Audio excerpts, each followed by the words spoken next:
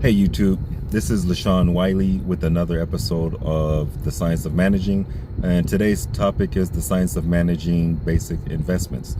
And before I get started, I want to remind everyone I am doing a raffle for these AirPods. So if you want to enter, go ahead and leave a comment after you subscribe, and in the comment section leave your name, and right after your name or your username, capital SOM. That's the science of managing.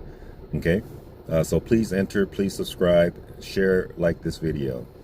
Okay, so I had a subscriber ask me, because he sees that the market is all over the place, and there are some great deals, low prices for companies and stocks that he would probably be interested in, and he does not currently have a an account open or anything like that. So, and he doesn't know a lot about it. So this video is basically set up just to kind of give you an introduction of the basics when it comes to investing in the stock market.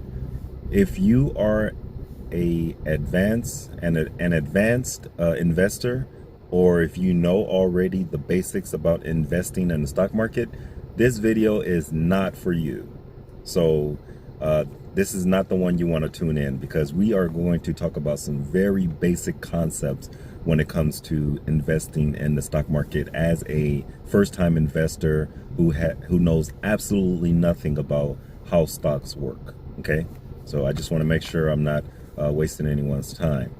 Okay, so let's go ahead and get started. The first thing you would need is a brokerage account. And think of a brokerage account as a bank account set up to initiate and transact your purchases when it comes to stocks. Okay, and there's basically three things I want to focus on as far as what you can purchase when it comes to purchasing things in the stock market. Those will be mutual funds, stocks, and bonds. Okay. Now, primarily, people are more interested in stocks, so that's really what I will focus on right now, is buying stocks. And like I said, how that works. Now, to open up a brokerage account, you're probably going to want to connect with a brokerage firm, something like TD Ameritrade. You probably see those commercials all the time. Schwab also does online brokerage accounts as well. E-Trade is a very popular one. So go ahead and look through different types of brokerage firms, find out what their minimum requirements are as far as opening the account, and select any one that you want to use. I myself use TD Ameritrade. I'm happy with them. I have no problems with them at all. So I think they're pretty good as well. But like I said, E-Trade, any of those online brokerage firms will work for you. Okay. With TD Ameritrade, to open up the account, I believe you need $2,000 to start your brokerage account. And once that money is placed in your account and you set that account up, and you properly identify yourself with, because you could do this all online, but you have to properly identify yourself and your identity to open up the account. Once you have the funds available and in your account, you can start trading. Okay. And when I say the word trading, you're basically purchasing little small portions of a company in the form of a stock. Okay. So let's use McDonald's as an example. Let's say McDonald's price right now was $100 per share, and I wanted to buy 10 shares of McDonald's stock.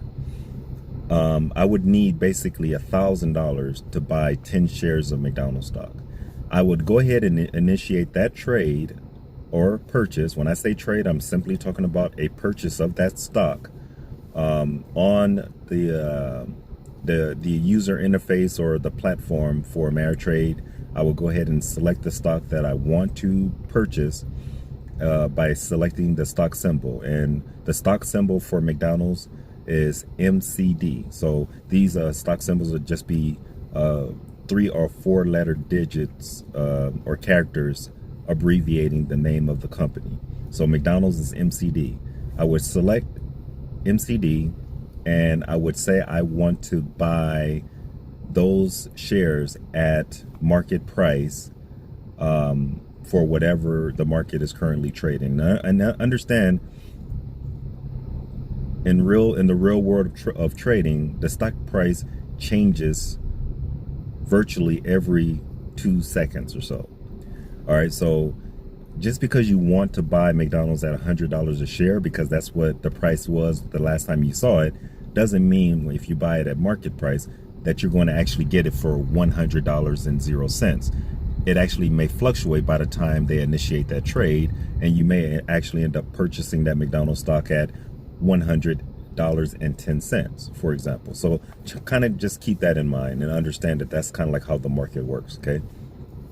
Now, how do you make money after you have that McDonald's share or those McDonald's shares? And remember, in my example, I have 10 shares at $100 each.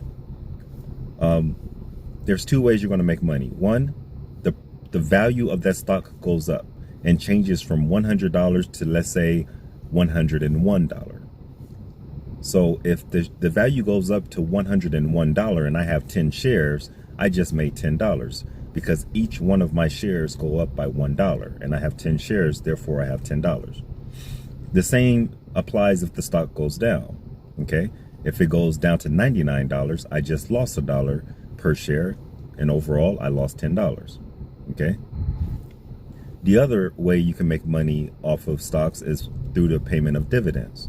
So let's say, and I'm using these just, numbers, round, easy numbers to follow. Obviously in the real world, the numbers will be a lot different. But let's say McDonald's decides to pay out a dividend, and normally dividends are paid out every quarter. And since I own 10 shares, the dividends go to owners of the stock. Okay, so if they pay out a dividend of $2, for example, and I have 10 shares, I will basically get $20 because I have 10 shares paying out a dividend of $2 per share.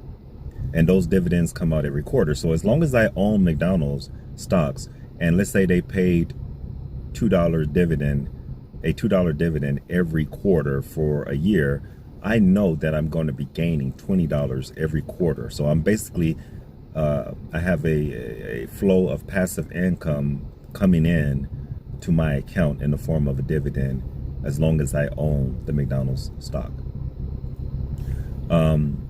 Now, I kind of use small numbers, but you can apply these numbers on a much larger scale if you're looking for a bigger return, depending on your risk tolerance, how much risk you're willing to take with the money that you put into your brokerage account.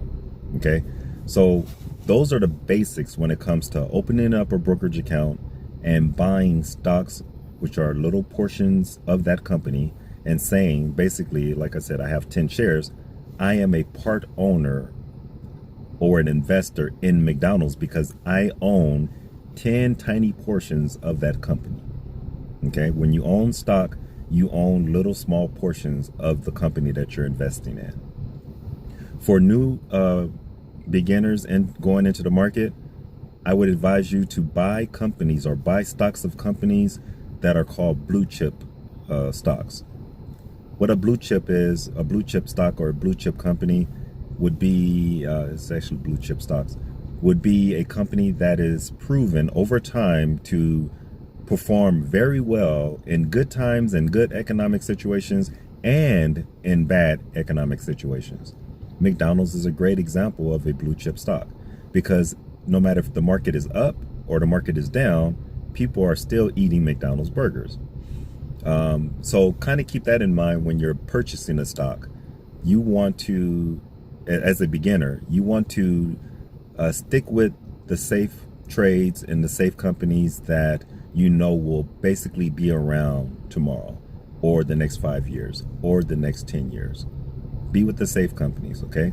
They have a proven track record if you're a beginner. And the last thing I'll say is once you buy that stock, be ready to hold that stock for at least 2 to 5 years. Don't buy the stock and sell it the next month. Doing this will eventually hurt you and you'll lose money. So don't do that if you're a beginner, okay? That's it, you guys. Remember, go ahead and subscribe.